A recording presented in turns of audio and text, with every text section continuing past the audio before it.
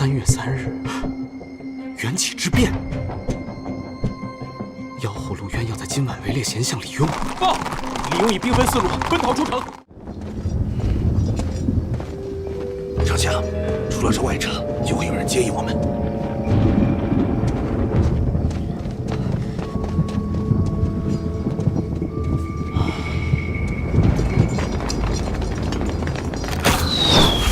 丞相，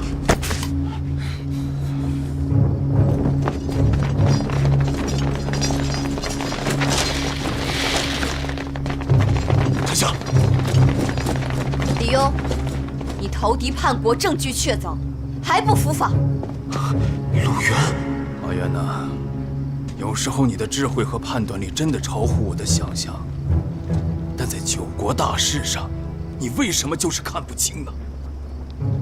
如今北烈、西戎双双逼近，我们若不主动向一方求和，称臣附议，难道要等他们打到江都，直至灭了我大圣吗？于弱小之国，唯有依附才能生存。好一个唯有依附才能生存！你这是引狼入室，自取灭亡。你当真以为我不知道北烈许了你什么好处吗？你刚刚说的那些话都只是借口罢了。陆渊围猎李庸，是因为李庸要投敌叛国。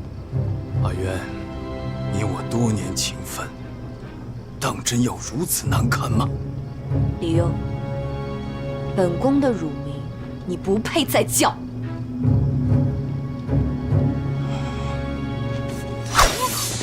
童长，李庸，你给我放开他！母后，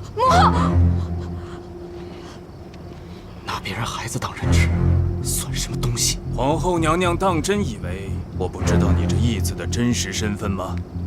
你自以为有力量与我抗衡，以义子之名将他接进宫来，我听之任之，没有动他，不过是早就料到，若有一日你我这般对峙，他必定是你的死穴。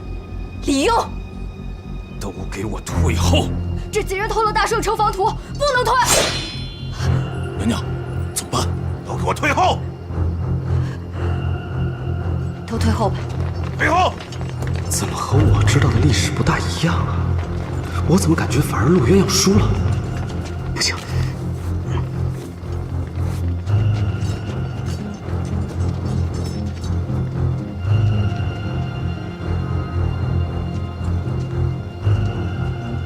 放开他！丞相，杀了这小子，免得夜长梦多。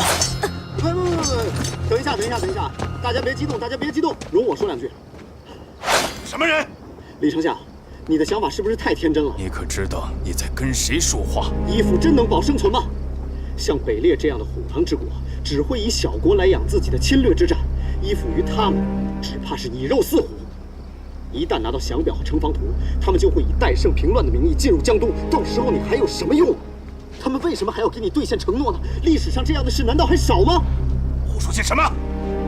丞相，北烈对你可是一片真心，是真心的过河拆桥，兔死狗烹吧？胡言乱语！